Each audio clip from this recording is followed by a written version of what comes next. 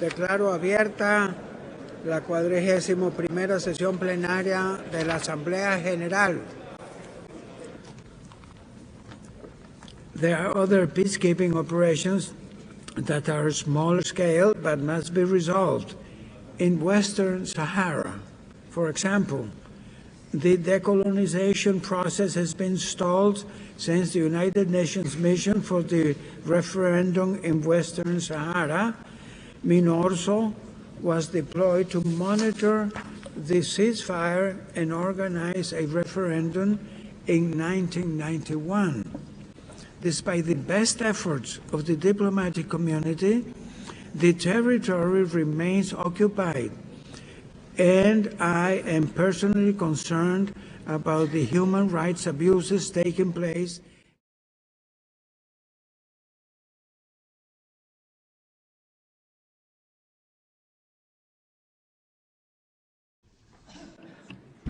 Monsieur le Président, au titre du point 4 de l'ordre du jour du Conseil des droits de l'homme relatif aux situations qui requièrent son attention, nous voudrions sur la situation des droits de l'homme au Sahara occidental.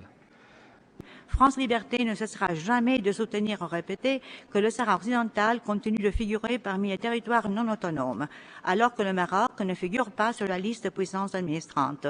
Par conséquent, ce que le Royaume du Maroc appelle ses provinces du Sud ou Sahara marocain constitue par contre un territoire non autonome où vit un peuple souverain, le peuple sahraoui, à qui le droit à disposer librement de ses ressources a été nié par la colonisation espagnole d'abord et l'occupation de facto du Maroc par la suite.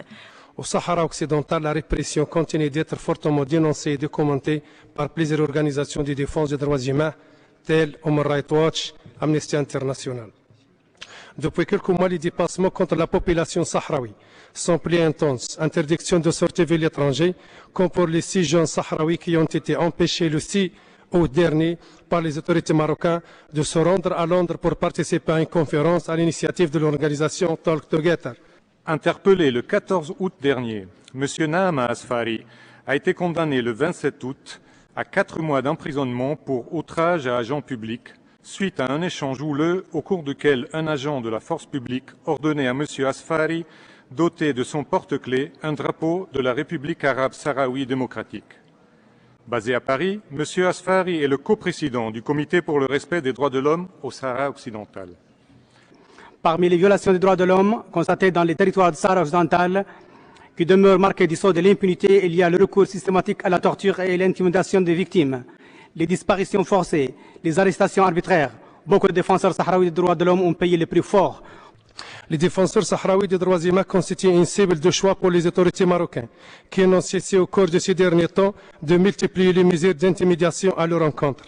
L'État marocain persiste à violer de manière flagrante et systématique la liberté d'expression du peuple sahraoui, dans un seul but, nier au peuple sahraoui le plein exercice du droit à l'autodétermination.